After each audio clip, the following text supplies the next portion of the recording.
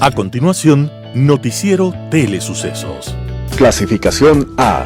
Apto para todo público.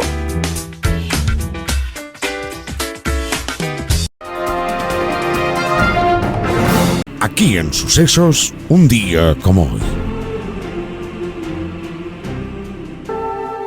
Una estampilla cubana muestra a un hombre sentado frente a un tablero de ajedrez, con gesto meditabundo y reflexivo. Al frente, su contendor exhibía un gesto decidido pero despreocupado. Aquel contendor, que se disponía a mover la pieza, tenía las piernas estiradas, pero no alcanzaba a tocar el piso. Y era normal. Aquel jugador apenas tenía 4 años y ya era una figura del juego ciencia. Ese niño se había iniciado en el ajedrez de manera casi accidental, sin que nadie se lo explicara. El niño acostumbraba a ver jugar a su padre con sus amigos, y un día le advirtió acerca de una jugada equivocada. Para asombro de todos, el niño tenía toda la razón. Se llamaba José Raúl Capablanca. Poco tiempo después, al cumplir los 12 años, fue campeón de Cuba. Luego mostró su talento demoledor por Europa y Estados Unidos para exhibir un ajedrez técnico y profundo. En 1921, el cubano José Raúl Capablanca ganó el Campeonato Mundial de Ajedrez. Fue la primera vez que los latinoamericanos tuvimos un campeón en el arte de la inteligencia. Está claro que José Raúl Capablanca seguirá siendo, durante muchísimos años más, nuestro único campeón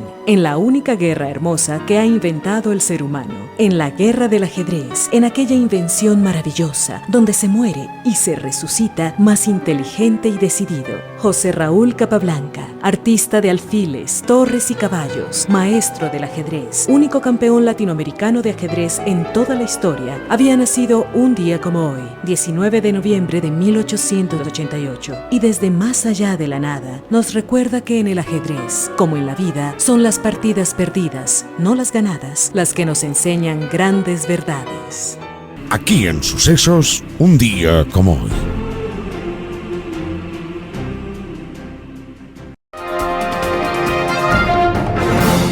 Titulares. Presidente Noboa publica el reglamento a la ley para el fortalecimiento de las Fuerzas Armadas y Policía Nacional. El riesgo país sube hasta los 690 puntos un día después del triunfo del no en la consulta popular.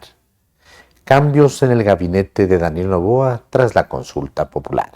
Un noticiero pensado para usted porque se lo merece. Nos acercamos a la realidad desde diferentes perspectivas. Noticiero Telesucesos. Primera parte del noticiero Telesucesos con las noticias más importantes del día.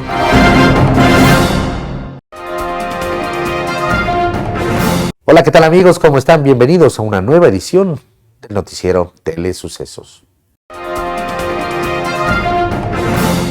Presidente Noboa publica el reglamento a la ley para el fortalecimiento de las Fuerzas Armadas y la Policía Nacional. A través del decreto ejecutivo número 203, el presidente Daniel Noboa emitió el reglamento a la ley para el fortalecimiento de las Fuerzas Armadas y Policía Nacional, que fue la 6ª norma económica urgente remitida por el Ejecutivo y aprobada en la Asamblea Nacional. El reglamento fue emitido la noche de este lunes 17 de noviembre. Posee 9 artículos, una disposición reformatoria y 4 transitorias. Esta normativa tiene como objetivo establecer un régimen económico de incentivos tributarios y de facilitación de donaciones destinado exclusivamente al fortalecimiento de las fuerzas del orden en el marco de sus atribuciones constitucionales de protección interna, mantenimiento del orden público, seguridad ciudadana, defensa nacional y seguridad integral del Estado. La ley permitirá fortalecer las capacidades estratégicas y operacionales de las Fuerzas Armadas y la Policía Nacional mediante la canalización de recursos complementarios a la inversión pública, la promoción de la participación del sector privado a través de incentivos tributarios y la creación de un marco legal transparente para la recepción y la rendición de cuentas de donaciones. A través de este reglamento se crea el Comité de Calificación y Certificación para el Fortalecimiento de las Fuerzas Armadas y la Policía. Este se encargará de instrumentar y coordinar las donaciones para las instituciones. Además, coordinarán la correspondiente rebaja del impuesto a la renta para los contribuyentes que se sujeten a esta ley. El ente rector de las finanzas públicas se encargará de fijar anualmente el monto máximo de gasto tributario destinado a este beneficio. El riesgo país sube hasta los 690 puntos un día después del triunfo del no en la consulta popular. El indicador de riesgo país se ubicó en 690 puntos este 17 de noviembre del 2025, luego de que se conocieran los resultados de la consulta popular y referéndum del 16 de noviembre. Se trata de un incremento de 38 puntos frente a la jornada previa del 14 de noviembre, cuando se ubicaba en 652 puntos. La subida del riesgo país ocurre luego de que el 99% de las actas escrutadas, el no se impuso con amplio margen en 3 de las propuestas del presidente Daniel Noboa. El riesgo país es un termómetro que muestra cómo percibe el país a los inversionistas o acreedores internacionales a los que Ecuador debe dinero. Cuando el indicador sube significa que los inversionistas temen que ocurra algo que haga que el gobierno de turno no pague esa deuda. De ahí que se vuelve más difícil para la nación conseguir préstamos del exterior a tasas bajas. Y aunque el riesgo país ha bajado desde los más de 1.900 puntos que tenía en abril del 2025, todavía se considera elevado. La meta del Ministerio de Finanzas es que el riesgo país baje a 300 o 400 puntos para que Ecuador vuelva a emitir bonos por más de 3.000 millones en 2026 y así depender menos de las multilaterales. Cambios en el gabinete de Daniel Noboa tras la consulta popular. Las secuelas por los resultados de la consulta popular y referéndum 2025 continúan al interior del gobierno del presidente Daniel Noboa. El martes 18 de noviembre la presidencia dio a conocer los siguientes cambios alineados a fortalecer la gestión pública. Zaida Rovira deja el Ministerio de Gobierno y en su lugar asume Álvaro Rosero. Harold Burbano deja el Ministerio de Desarrollo Humano y el cargo lo asume Zaida Rovira. Ivonne Núñez deja el Ministerio del Trabajo y ese cargo lo asume Harold Burbano. Jimmy Martin deja el Ministerio de Salud y el presidente entrega las funciones de esa cartera de Estado a la vicepresidenta María José Pinto. Danilo Palacio sale del Ministerio de Agricultura y Ganadería y en su lugar queda Juan Carlos Vega. Alegría Crespo sale del Ministerio de Educación, Deporte y Cultura. La nueva ministra es Gilda Alcíbar. Jorge Carrillo deja la Secretaría Nacional de Gestión de Riesgos y en su lugar se queda Carolina Lozano. A esta salida se suma la de la portavoz de Carondelet, Carolina Jaramillo, y el gobernador del Guayas, Humberto Plaza. El gobernador de la Suay, Javier Bermúdez, confirmó a los medios locales que puso su cargo a disposición, pero aún no se confirma si es aceptada por el presidente. Daniel Noboa realiza otro viaje oficial a Estados Unidos del 18 al 20 de noviembre. El presidente de la República, Daniel Noboa, emprendió este martes 18 de noviembre un viaje oficial a Estados Unidos, apenas 2 días después de la derrota que sufrió en el referéndum y consulta popular 2025 que impulsó su gobierno. El mandatario permanecerá en territorio estadounidense hasta el jueves, acompañado por el secretario de Integridad Pública, José Julio Neira, y una comitiva de apoyo, según lo establece el decreto ejecutivo firmado el lunes.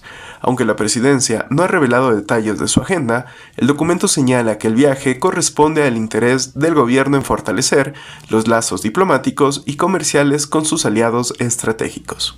El viaje se produce en un contexto marcado por el rechazo ciudadano a las propuestas de Noboa, entre ellas la eliminación de la prohibición constitucional de instalar bases militares extranjeras en el país. Además, la visita coincide con recientes anuncios de acuerdos comerciales entre Ecuador y Estados Unidos, que incluyen la eliminación de sobretasas arancelarias a más de 100 productos ecuatorianos. Usuarios de TAME recibirán devolución de dinero 5 años después del cierre de la aerolínea. La empresa estatal TAME informó este martes 18 de noviembre del 2025 el inicio de la devolución de valores a 253 ciudadanos que no pudieron utilizar sus boletos aéreos debido a afectaciones operativas acumuladas en la aerolínea a 5 años del cierre de la empresa estatal. Tras 5 años de liquidación y por decisión del Gobierno Nacional de concluir este proceso de manera definitiva, se destinarán los recursos remanentes para atender a un grupo específico de ciudadanos, priorizando a adultos mayores y personas con discapacidad, conforme a la normativa vigente, señaló en un comunicado. Aunque no precisó el monto que se destinará para este fin, indicó que los reembolsos se realizarán mediante transferencia bancaria hasta el 24 de noviembre y los beneficiarios serán notificados de forma directa a través de los contactos registrados. TAME fue una de las empresas públicas cerradas en el 2020 por el gobierno de Lenín Moreno como parte de un plan de austeridad frente al déficit fiscal. El argumento oficial fue la inviabilidad financiera. La aerolínea acumulaba pérdidas superiores a $400 millones y una estructura de costos insostenible frente a la competencia privada. El 10 de junio del 2025, el presidente Daniel Noboa extendió el plazo para el cierre definitivo de la empresa hasta diciembre del 2025. Esto luego de que la empresa no lograra completar la venta de sus activos ni saldar las deudas con acreedores y ex trabajadores. Ecuador se suma al Pacto Internacional por los Territorios Indígenas y Afrodescendientes en la COP30. Ecuador anunciará su adhesión al compromiso intergubernamental sobre tenencia de la tierra en el marco de la 30ª Conferencia de las Partes de la Convención Macro de las Naciones Unidas sobre el Cambio Climático COP30, que se desarrolla en Brasil. Así lo ha revelado este martes el Ministerio de Ambiente y Energía al referirse a la iniciativa mundial que busca garantizar hasta el año 2030 el reconocimiento legal de los territorios de pueblos indígenas, comunidades afrodescendientes y organizaciones comunitarias. En la cita, Ecuador presentará avances concretos como los 2.300 títulos de tierra entregados desde 2008, de los cuales 87 benefician directamente a comunidades y nacionalidades indígenas, indica el ministerio. Además, el reconocimiento de 7 comunidades shuar sobre más de 20.000 hectáreas y un potencial de 4.53 millones de hectáreas para fortalecer la gobernanza territorial y la conservación.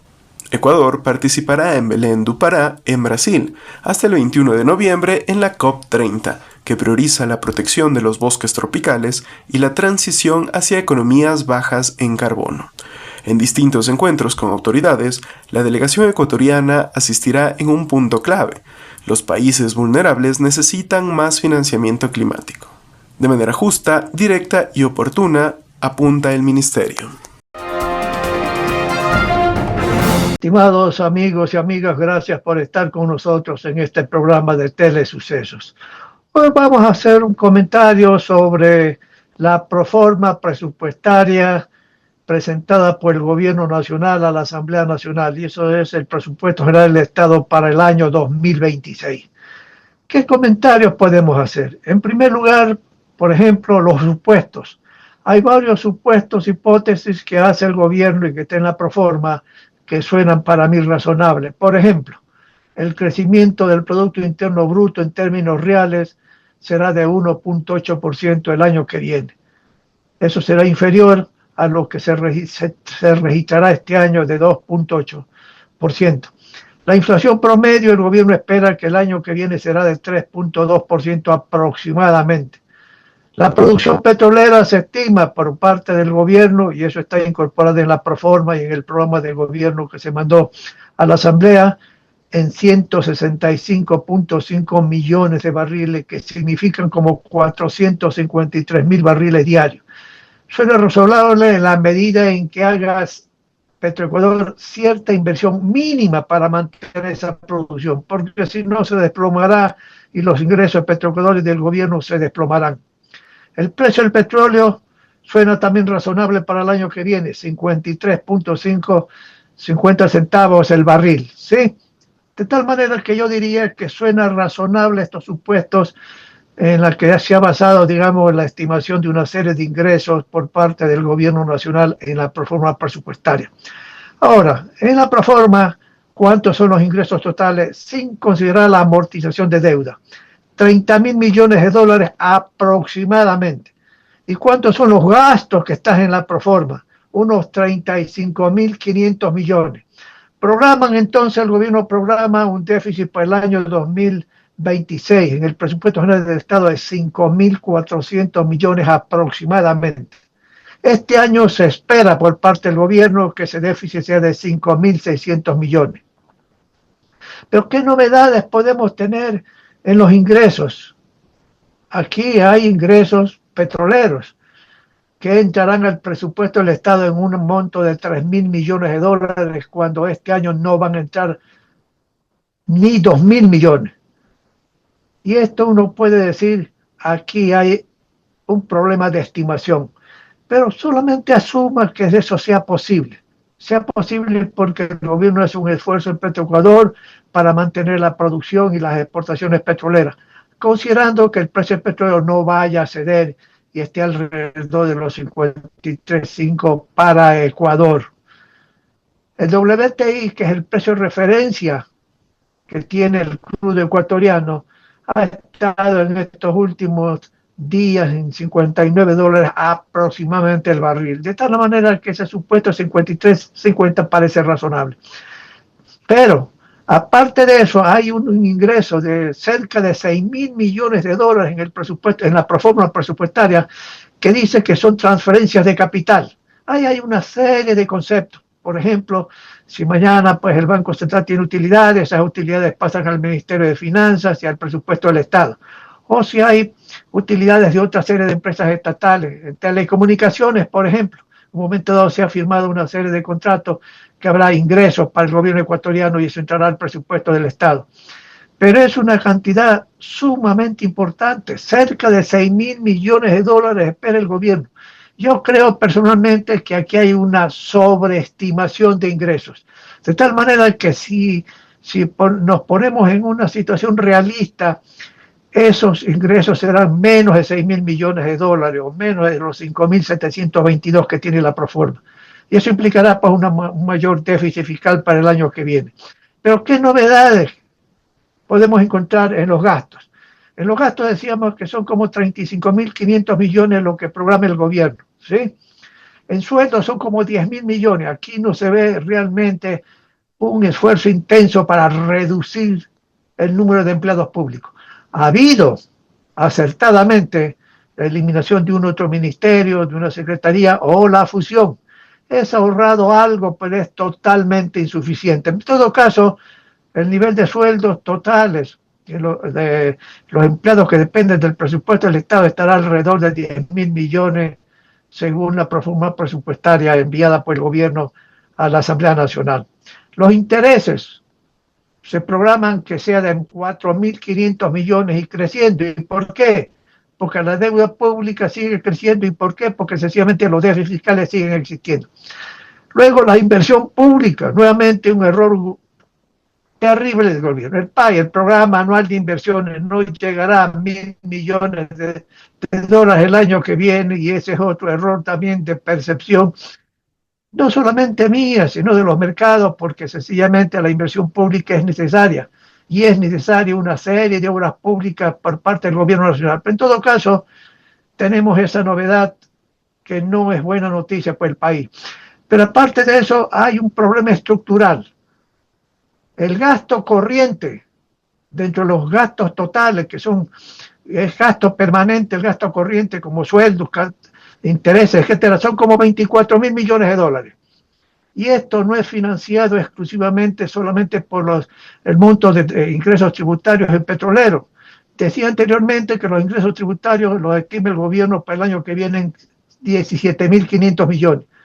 Y los ingresos al presupuesto del petróleo, 3.000 millones. Eso significa más o menos cerca de 21.000 millones de dólares. Y el gasto corriente será 24.000 millones. O sea, el gasto permanente no puede ser financiero.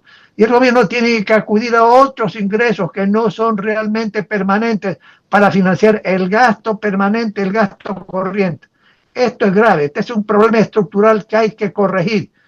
Y como varias veces me he permitido indicar, amigos, no se necesita solamente una reforma tributaria, sino una reforma a todas las finanzas públicas del Ecuador.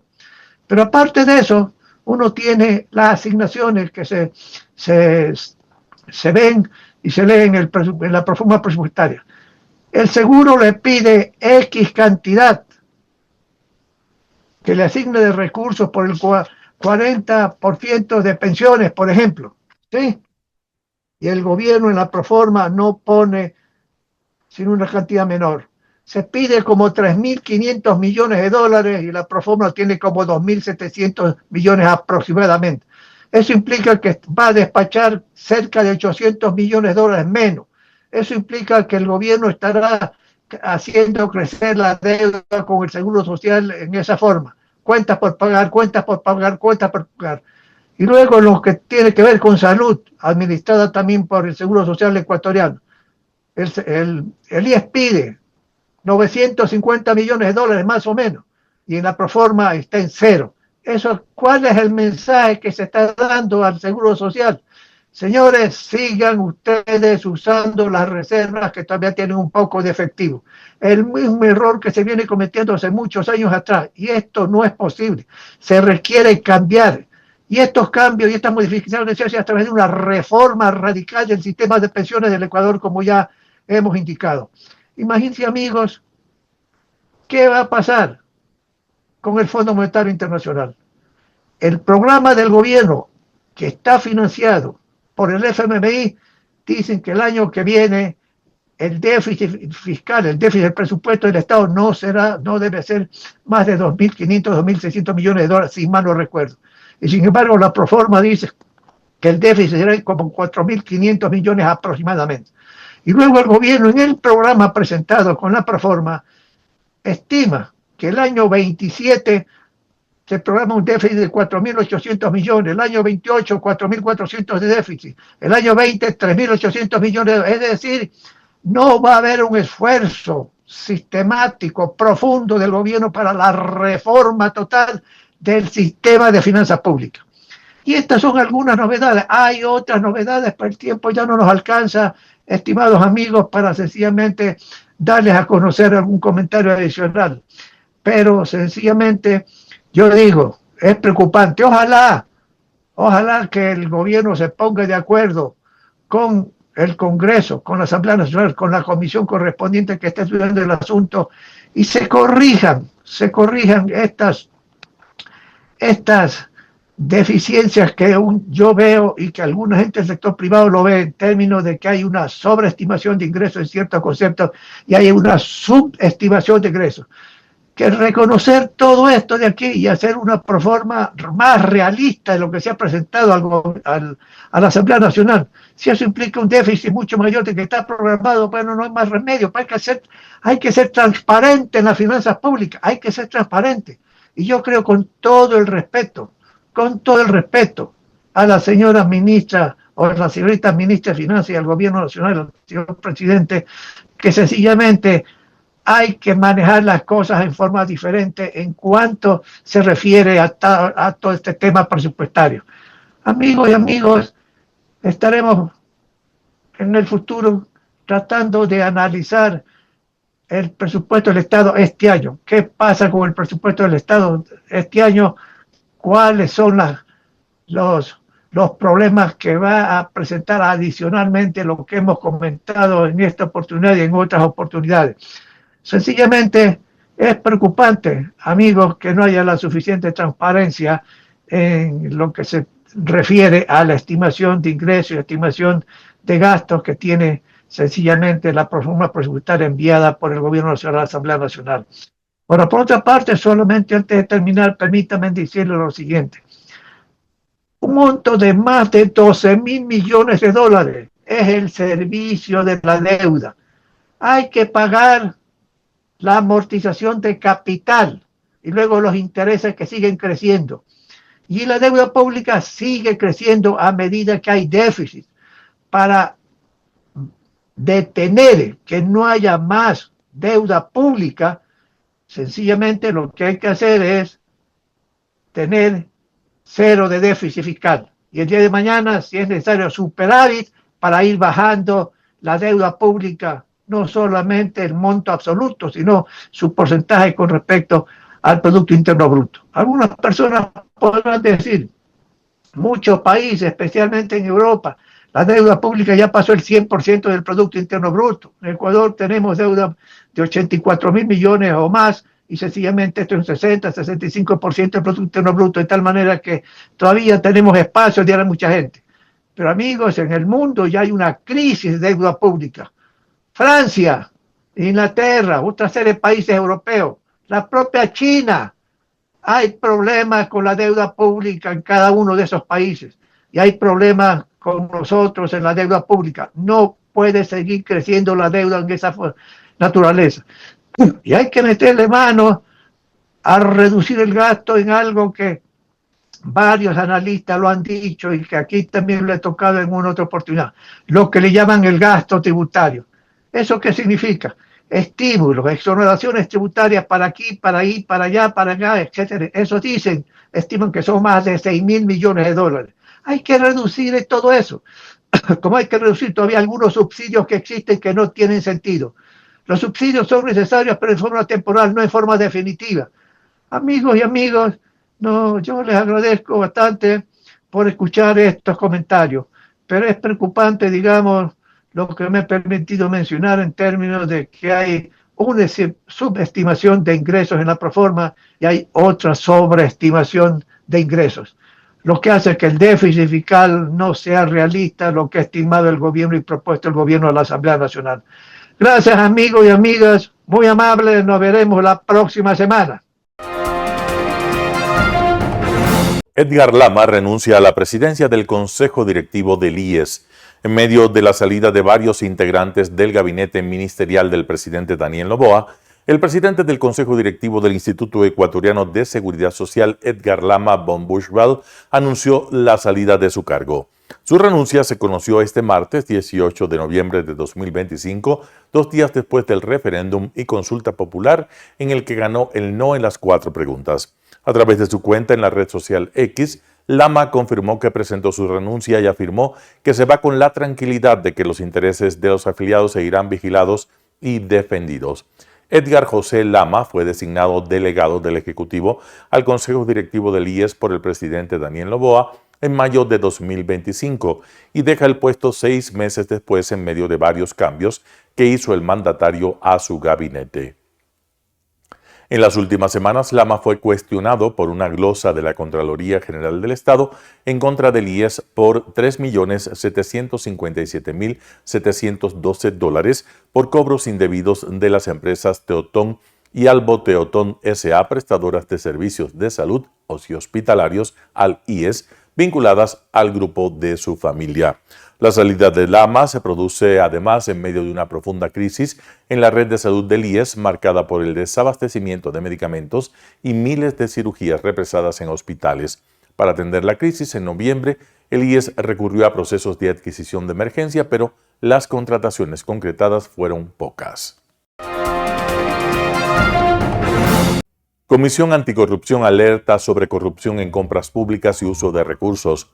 La Comisión Nacional Anticorrupción detalló una serie de hechos que, según afirma, revelan fallas estructurales en el manejo de recursos estatales.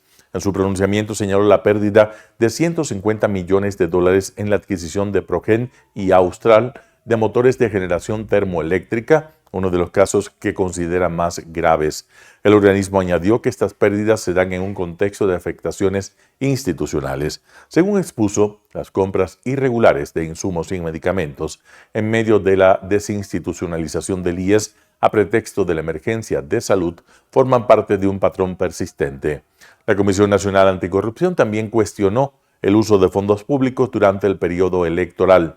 En el documento manifestó su preocupación por la utilización impropia de recursos públicos en la campaña electoral, señalamiento que se suma a otros hechos advertidos por la entidad. La comisión agregó que existe conducta complaciente de ciertas autoridades del Estado que favorece la impunidad, lo que a su criterio refuerza la percepción de descontrol y falta de acción frente a estas denuncias. El pronunciamiento concluyó con un llamado directo a las autoridades y a la ciudadanía. Exigimos escuchar el mandato popular, indicó la comisión al cerrar su advertencia frente a lo que considera un deterioro institucional sostenido. Con 295 fallecidos, Quito declara la seguridad vial como prioridad. El Consejo Metropolitano de Quito aprobó este 18 de noviembre de 2025 una resolución que busca enfrentar una realidad cada vez más alarmante. 295 personas han muerto en siniestros de tránsito en lo que va de 2025. La medida, que obtuvo 19 votos a favor y 1 en contra, llega en un momento en el que las cifras muestran un incremento sostenido de los siniestros y comportamientos riesgosos en las vías. Según datos presentados por el concejal Diego Garrido, presidente de la Comisión de Movilidad y proponente de la resolución, agosto y octubre fueron los meses más críticos, con 40 y 39 fallecidos respectivamente. En total, la ciudad ha registrado 3.377 siniestros en lo que va del año, mientras que en noviembre ya suma 12 víctimas mortales. Garrido explicó que la resolución busca reducir la siniestralidad, pero advirtió que los números están estrechamente ligados a las conductas irresponsables de muchos conductores. La resolución aprobada establece una hoja de ruta de 7 artículos que buscan una respuesta integral frente a la siniestralidad: prioridad metropolitana a la seguridad vial, informe inmediato sobre obras y gestión del tránsito, plan de acción para las fiestas de Quito 2025, reporte del Plan Maestro de Movilidad Sostenible, campaña masiva de sensibilización, diálogo con el sector del transporte, exigencias al transporte pesado. En Radio Sucesos estuvo Teresa Ceballos, abogada especialista en migración, y habla sobre la situación migratoria en los Estados Unidos. Escuchemos lo que dice. Justamente por redes sociales, por lo que vemos, creemos que la gente está saliendo realmente muchísimo, pero en realidad sí, el presidente quiere y pretende sacar 1 millón de personas al año. Sin embargo, no se ha cumplido la meta. Por eso él está buscando alternativas para ver si las personas se acogen a la deportación voluntaria. Claro. De hecho, hay más deportaciones voluntarias, que llegan más o menos a 1.600.000, de personas que han decidido salir solas y autodeportarse. Con el beneficio de los $1.000, muchas otras han querido obtenerlos, sin embargo no han podido hacerlo, pero se han decidido regresar a sus países por voluntad propia debido a la situación interna y a la conmoción interna que existe en Estados Unidos. Claro. ¿Cuáles han sido los cambios significativos en cuanto a las deportaciones? Es que la ICE justamente tiene la potestad, que antes no la tenía, de poder hacer un arresto en cualquier parte de los Estados Unidos, en un centro comercial, en un trabajo, en el metro, en cualquier lugar.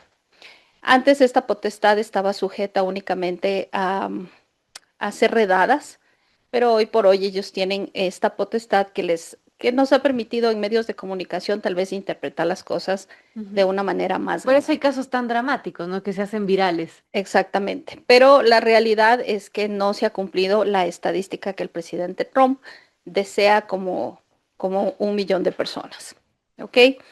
Es importante que las personas que están en Estados Unidos y quieren acogerse al regreso voluntario, sí tengan una asesoría importante en cuanto al regreso para que puedan salir limpios, y si en algún momento quieran volver, puedan hacerlo de una manera legal y no tengan implicaciones en embajadas y consulados.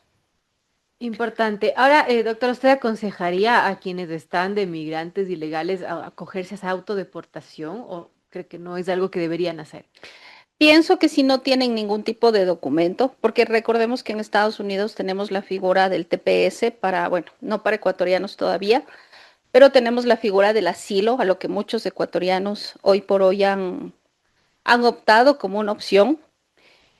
Si piensan que su proceso de asilo es un asilo real, verídico y que va a ser exitoso, yo les aconsejaría que permanezcan en Estados Unidos esperando corte, esperando su caso.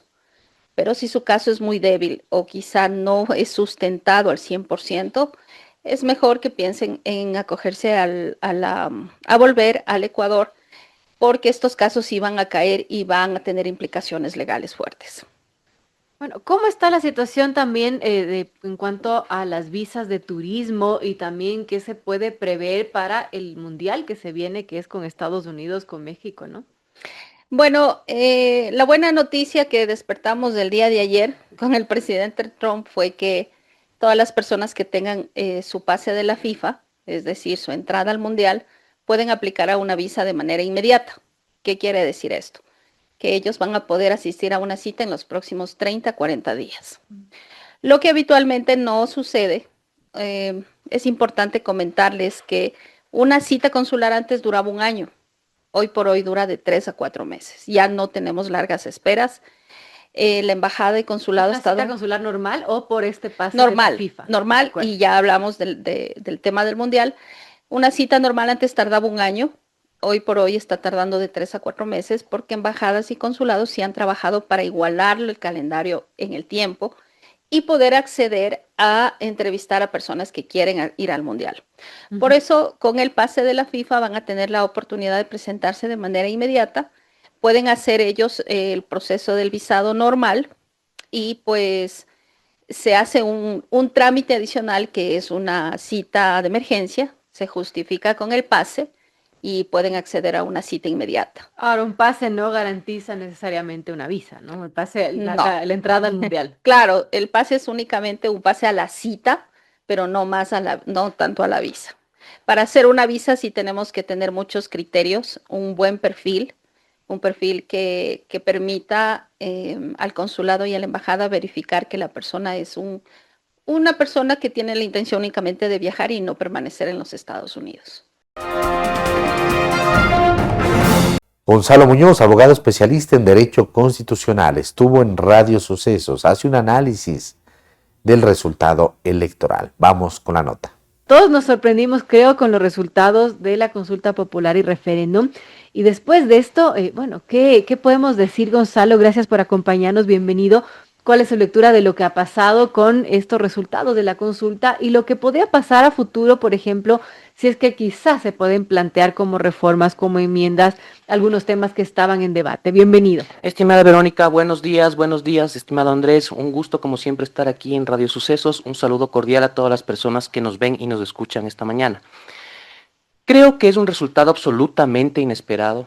Yo he dicho un resultado que en términos futbolísticos vendría a ser un resultado sacatécnicos. Me parece correcto que el gobierno nacional, una vez conocidos las votaciones, los resultados de las votaciones del domingo, ha empezado a renovar su gabinete. Es lógico, eso es algo común, no debe sorprendernos y es un buen inicio, podríamos decir así, o una buena señal de que algún cambio puede haber, ¿sí? Yo creo que nadie se esperaba estos resultados. Yo conversaba con muchas personas días antes del proceso electoral y comentábamos que el tema de bases militares y la pregunta respecto a la Asamblea Nacional Constituyente podían estar apretadas, bastante apretadas, tal vez pudiendo ganar el no. El hecho cierto es que las 4 preguntas con un resultado por el no, yo creo que nadie se lo esperaba y el que diga pues que esperaba ese resultado está mintiendo definitivamente. ¿Qué creo que fue lo que sucedió? El presidente de la República, su gobierno, propuso una serie de reformas constitucionales y la consulta popular para la Asamblea Nacional Constituyente. Y pienso yo que las preguntas de enganche, que eran precisamente la de reducir asambleístas y la de financiar partidos políticos, estaban orientadas ¿a qué? A arrastrar a las otras dos que eran más de fondo. Claro. El tema de las bases militares y la Asamblea Constituyente. Pero lo que pasó fue al revés. Los desatinos en las preguntas de bases militares y también el tema constituyente terminaron arrastrando al no a las otras dos, que son preguntas que pues prácticamente eran imperdibles, ¿no? Yo creo que los ciudadanos no están en contra de seguir financiando los partidos políticos, sí se van a oponer a aquello. Asimismo, considero que están a favor de reducir el número de asambleístas. Sin embargo, pues debido a las inconsistencias que existieron en las otras dos preguntas, terminaron arrastrando el no. Eso fue lo que sucedió. Pienso que a favor del gobierno jugaron voceros sin preparación, que confundieron a la ciudadanía, que salieron a decir cosas que no eran verdad, ¿ya? Entre ellas, por ejemplo, cuestiones un poco irresponsables también, el hecho de decir que si una persona va al hospital y tiene que ser atendido al mismo tiempo de un delincuente, por ser parte de un grupo vulnerable, le van a atender primero, eso no es verdad. Así no es verdad, siempre se va a atender. Lamentables. Exacto, siempre se va a atender a la persona más grave, sea quien sea, ¿sí? Eso es lo que prevé nuestra Constitución. En otros casos, cuando decían la Constitución es prodelincuencial y preguntaban, por favor, dígame el artículo, y no podían decir el artículo. Entonces, ese tipo de cuestiones afectaron la credibilidad de una idea importante, que la apoyé en varios sentidos como una Asamblea Nacional Constituyente, era el proyecto de reforma política del presidente Noboa, que hoy se ha visto truncado porque es un golpe muy duro que el gobierno debe saberlo asumir. No pienso, como algunas personas exageradas dicen, ¿no?, que el gobierno está caído, que está totalmente debilitado. Yo considero que no es así. Creo que sus cifras de aceptación no son malas, todas sobrepasan el 40%, siendo pesimistas, digamos que está sobre el 35%. Entonces sí fue un llamado de atención al gobierno, un jalón de orejas que tiene que ser bien recibido, bien meditado, bien analizado a su interior para pensar a futuro. Tú me preguntabas, Verónica, si es posible en estos momentos pensar en una reforma constitucional vía enmienda o vía reforma parcial. Creo que debe esperar un poco el presidente, ¿sí? Para precisamente explicarle al país las razones de lo que quiere proponer, cuestión que en este tiempo no se dio, y eso también fue un problema, en este caso para mal. Creo que el gobierno lo calculó para bien. En Impacto Informativo, Verónica Artola, exgerente del Banco Central, habla sobre la incidencia en la economía ecuatoriana por los resultados electorales del 16 de noviembre pasado. Escuchemos lo que opina. Efectivamente, creo primero que el día de ayer ya los resultados por sí solo hablan. Yo creo que estos resultados efectivamente dan una señal no solamente en el mercado interno, sino en el mercado externo. No tengo datos actualizados, veamos el día de mañana cómo amanece el riesgo país. Seguramente algo subirá después de esto, porque recordemos que el riesgo país lo que nos muestra es la confianza que pueden tener a nivel internacional de que el presidente Noboa pueda hacer cambios en teoría estructurales dentro de la economía. Entonces, una de esas era, por ejemplo, una nueva asamblea constituyente, pero dado que eso no va a ser, seguramente generará algo de incertidumbre en el mercado internacional. Yo esperaría que no se dispare, que no sea mucho más alto y que más bien logremos tratar de seguir con la tendencia que han seguido en estas últimas semanas de ir decreciendo. Pero ¿qué significa que en cambio el precio de los bonos ha caído? Significa, ¿no es cierto?, que por cada $10, por ejemplo, que yo tengo un bono, ahora ya voy a recibir $2 menos, justamente porque ya no hay esa, digamos, esa total certidumbre de qué va a pasar. Si bien el riesgo país, insisto, no ha tenido mayor preocupación, esto también de alguna manera nos refleja la inquietud que podrían tener los inversionistas que en este momento tienen los bonos ecuatorianos. Pero yo creo, Edgar, que más allá de esos datos de riesgo o de bonos del mercado internacional, yo sí creo que estos resultados sí nos llaman a la reflexión de cuál es esa política económica que tiene que ir permeando a las familias. Insisto, ya esto creo que es un baño de verdad que nos dice que no solamente nos tenemos que fijar en los datos macroeconómicos, lo hemos conversado. Claro, parecería que está bien, que el rebote del año pasado nos ayuda a que este 2025 tengamos un mejor resultado, pero las previsiones para el 2026 no son muy alentadoras. Hay una desaceleración de la economía, se viene una situación fiscal muy complicada que lamentablemente en estas últimas semanas con el otorgamiento de los bonos, el incremento incluso de algunos sueldos que estaban hablando en el sector público. Estos ofrecimientos lo único que hacen es ir ampliando esta brecha de déficit fiscal y creo que ahora lo que se necesita más que nunca es que este gobierno pues haga una política económica real para la reactivación de la economía y sobre todo de las familias. Ya vamos a profundizar sobre este punto que es sumamente importante. Algunos oficiales de las entidades multilaterales han confesado que qué bueno que ha ganado el no, porque de haber una asamblea constituyente, si es que eso hubiera favorecido el votante, habría generado un periodo de incertidumbre de más o menos un año, si no es un poco más, en el cual podría haber caído más los precios de los bonos e incluso subir drásticamente el riesgo país, porque esto tiene que ver con la capacidad de pago del Ecuador de sus obligaciones externas. Y si se abre un tiempo de incertidumbre, un periodo de incertidumbre, donde no queda nada claro, para ellos es peor. Así que dicen, lo mejor que pudo haber pasado es que gane el no, y este 2% para ellos es, bueno, un puro trámite. ¿Qué piensa de eso? Bueno, Edgar, yo creo que es importante, más allá, insisto, del mercado internacional y lo que digan los analistas internacionales y el mercado internacional, es regresar a ver aquí en el Ecuador. ¿A qué me refiero? Ya hemos visto, y los ecuatorianos y las ecuatorianas estamos sintiendo que no es suficiente cambiar las reglas de juego, que no es suficiente tener nuevas leyes, tener una nueva constitución para que las cosas realmente cambien. Efectivamente, eso iba a generar un periodo de incertidumbre, pero más allá que para los capitales extranjeros, para las mismas personas a nivel nacional. Creo que lo debatíamos en algún momento. Creo primero que la campaña fue muy corta y nunca se habló de manera real, por ejemplo, cuál era el modelo económico que necesita el Ecuador. Nunca se hizo un debate específicamente de dónde queremos ir para reactivar la economía, para reactivar las familias, para reactivar el sector productivo. Entonces, sí, obviamente iba a generar un periodo de incertidumbre, que eso ahora en cambio nos queda esa sensación. ¿Cuál va a ser el cambio de timón también que va a tomar el gobierno? Yo creo e insisto que esto no puede quedar, bueno, perdieron las 4 preguntas, todas fueron no y ya está, y no pasó nada en este país. Yo creo que no. Yo creo que tiene que ser también un llamado de atención para que desde la academia, desde el sector público, el sector privado, nos sentemos y más allá de tener o no la constitución nueva que se quería plantear, entonces pensemos en esos máximos, porque el gobierno recién va 8 o 9 meses, todavía tenemos un montón, aproximadamente 3 años para que el gobierno pueda hacer algo. Entonces no necesitábamos una constitución nueva, no necesitamos solamente leyes, sino ya empezar realmente a ejecutar, a hacer política pública que necesita el país.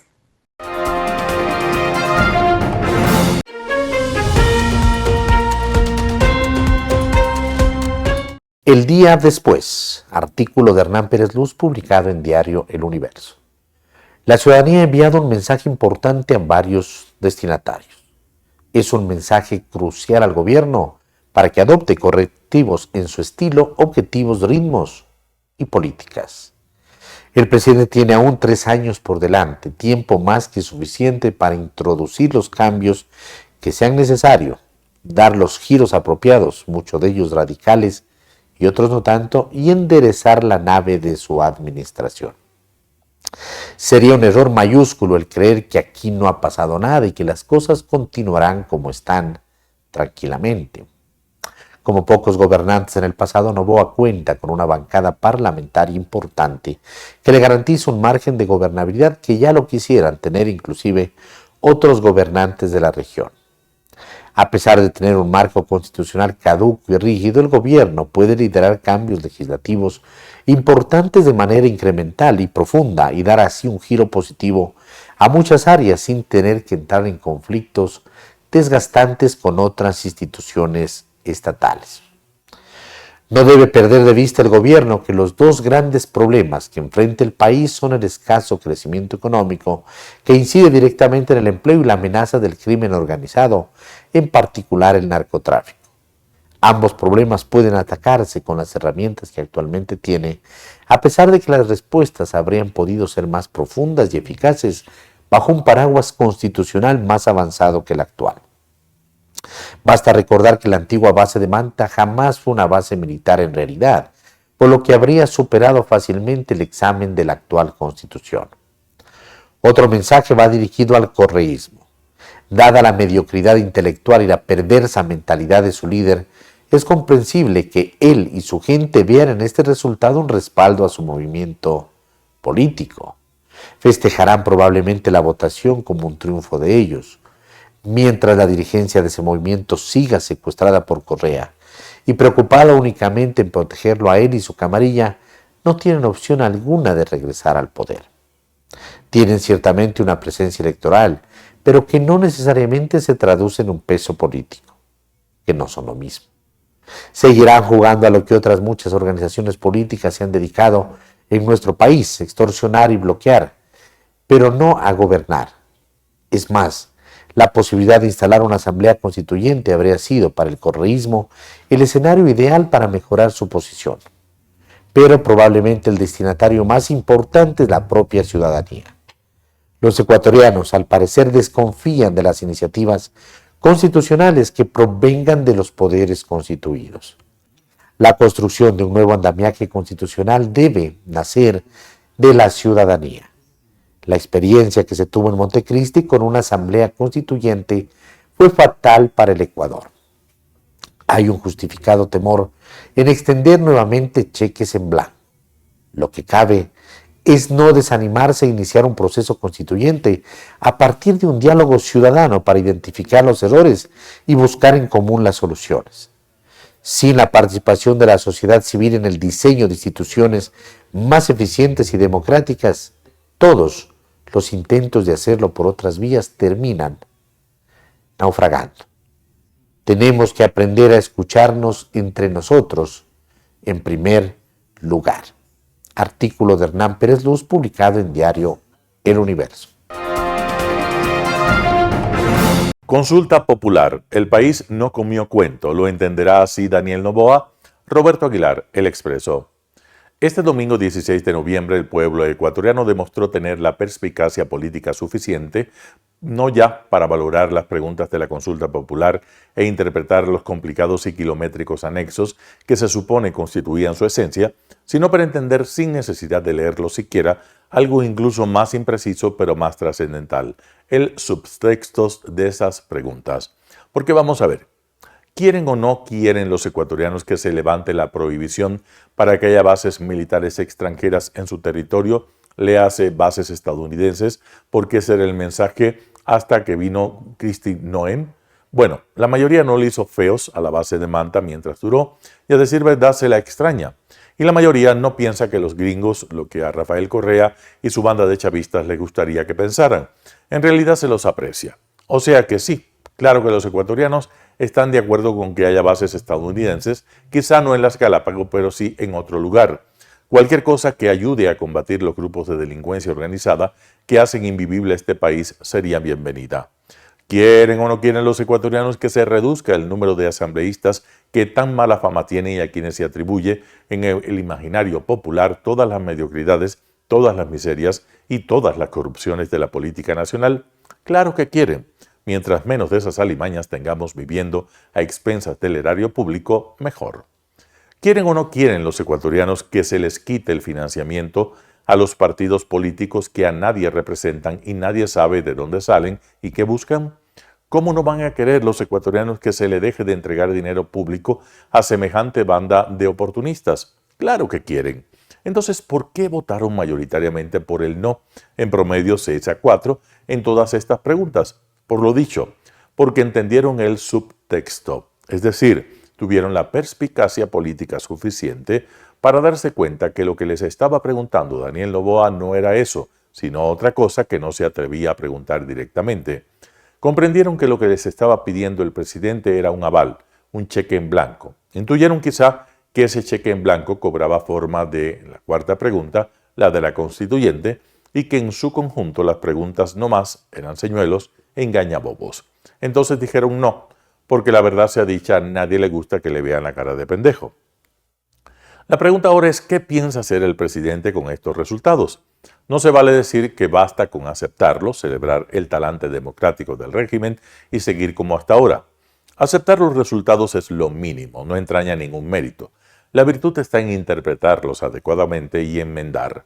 Quizás si el país le negó al presidente el cheque en blanco que pedía, es porque se dio cuenta de que estaba montando un sistema en el que no tuviera que rendir cuentas de nada, ni del crimen de las Malvinas, ni de los escandalosos conflictos de interés de la familia y los amigos, ni de las compras truchas de Progen, ni de los sospechosos recorridos del Porsche de Industrial Molinera, en fin, de nada. Es a todas esas cosas que el Ecuador dijo no. Mal haría el presidente en interpretar que el país eligió la Constitución de Montecristi, a la que todavía él puede sacar mucho provecho, por cierto, controlando como controla la Corte Nacional, el Consejo de la Judicatura, el Consejo de Participación Ciudadana. A propósito, la pregunta sobre la eliminación del Consejo de Participación Ciudadana se quedó rezagada y no alcanzó a entrar en la consulta. ¿Qué piensa hacer con ella el presidente?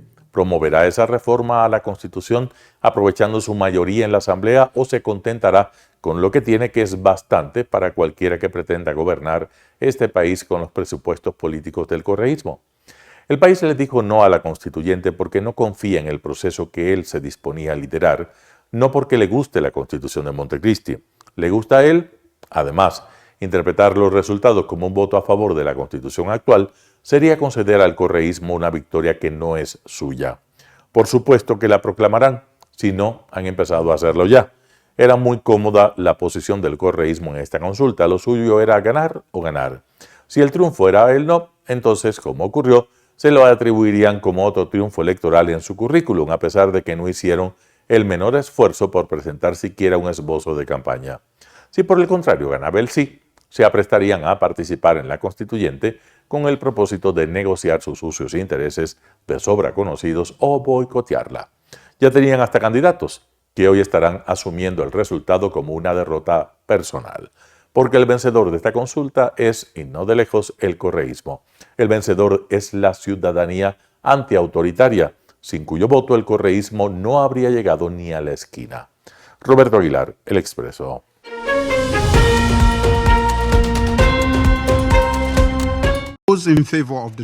El plan estadounidense para el futuro de Gaza ha sido aprobado por el Consejo de Seguridad de Naciones Unidas. El texto aprobado propone la creación de una junta directiva liderada por Estados Unidos para supervisar la gobernanza y la reconstrucción en Gaza, un gobierno no electo por los gazatíes cuyas competencias se transferirán a la autoridad palestina cuando la junta considere que se han alcanzado dichas reformas. También exige el establecimiento de una fuerza internacional de estabilización, es decir, de un ejército internacional que no estará liderado por los cascos azules de la ONU. Si bien la propuesta hace mención a una futurible vía hacia un Estado palestino independiente, esta no ofrece un cronograma ni garantías, asegurando que esto ocurrirá cuando se hayan llevado a cabo las reformas. 13 de los 15 miembros votaron a favor de la resolución, mientras que China y Rusia se abstuvieron. Estos dos estados presentaron una propuesta alternativa sobre Gaza la semana pasada. Trump ha celebrado el resultado de la votación, calificándola como una de las mayores aprobaciones en la historia de Naciones Unidas.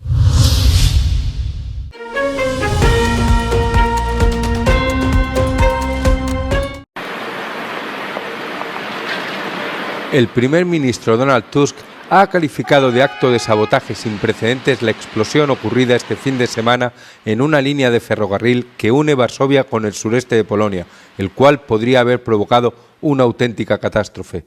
Las autoridades polacas afirman que ya han abierto una investigación sobre la explosión, así como sobre otro incidente ocurrido el fin de semana que también afectó a la red ferroviaria polaca. Marcina Kierwińskiego, szefa MSWiA, pana ministra. Prawdopodobieństwo, że dzieje się to na zlecenie obcych służb jest bardzo wysokie i decyzje prokuratury kwalifikujące to zdarzenie również to potwierdzają. El ataque se produce en medio de una campaña de sabotajes en Polonia y otros países europeos atribuida a los servicios de seguridad rusos por el apoyo de Bruselas a Ucrania. Funcionarios dijeron que nuevas inspecciones encontraron que había daños en una sección de la vía cerca de la aldea de Mika, a unos 100 kilómetros al sureste de Varsovia.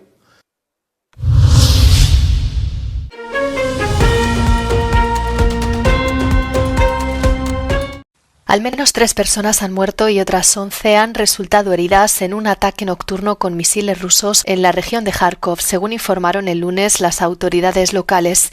El jefe de la Administración Militar Regional dijo que entre los heridos había 4 niñas de 12, 14, 15 y 17 años. Añadió que los misiles alcanzaron edificios residenciales de gran altura y vehículos aparcados en las inmediaciones. Los drones rusos también atacaron la región de Odessa, dañando las infraestructuras energéticas y portuarias de varias ciudades, según el jefe de la administración regional. El ataque provocó múltiples incendios y dañó un número indeterminado de embarcaciones civiles. Una persona resultó herida en los ataques. La Fuerza Aérea Ucraniana declaró que Rusia había disparado 2 misiles balísticos y 128 drones en todo el país durante la noche. Las defensas aéreas derribaron e inmovilizaron 91 drones, mientras que otros 32 alcanzaron sus objetivos. Las fuerzas rusas han intensificado los ataques aéreos que han provocado apagones en todo el país a las puertas del invierno.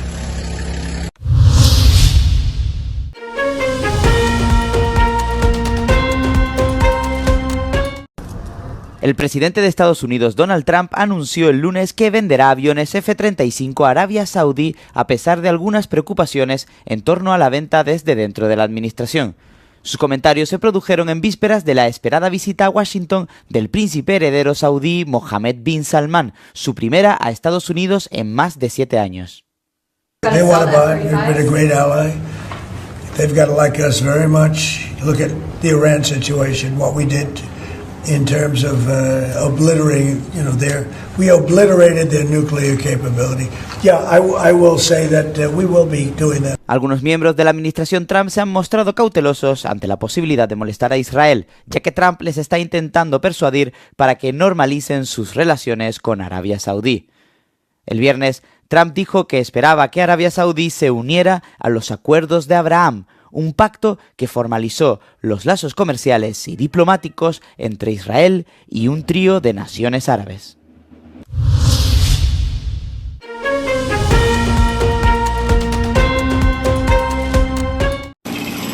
El norte de Italia está siendo azotado por un fuerte temporal. Anoche, una luz de lodo provocado por las intensas lluvias arrasó una casa de 3 plantas y la vivienda contigua en Brazzano di Cormons, en la provincia de Gorizia. Un hombre de 35 años que vivía en la vivienda sepultada se encuentra desaparecido, al igual que una anciana a la que intentaba rescatar antes de ser alcanzado por el alud. Un anciano que vivía con la mujer fue rescatado por los servicios de emergencia y trasladado al hospital con una pierna fracturada. El lodo cubrió toda la zona, convertida ahora en un enorme montón de escombros donde trabajan los bomberos. En tan solo 6 horas cayeron 152 milímetros de agua en el municipio. También en la provincia de Gorizia, el río Torres se desbordó el lunes por la mañana, inundando la aldea de Versa en el municipio de Romans del Sonso. Algunos residentes se refugiaron en los tejados de sus casas antes de ser rescatados por los bomberos.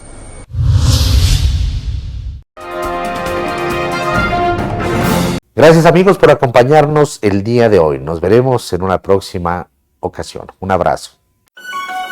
El noticiero Telesucesos es retransmitido de lunes a viernes a las 7 horas por Radio Planeta Sur 106.1 FM de la ciudad de Loja.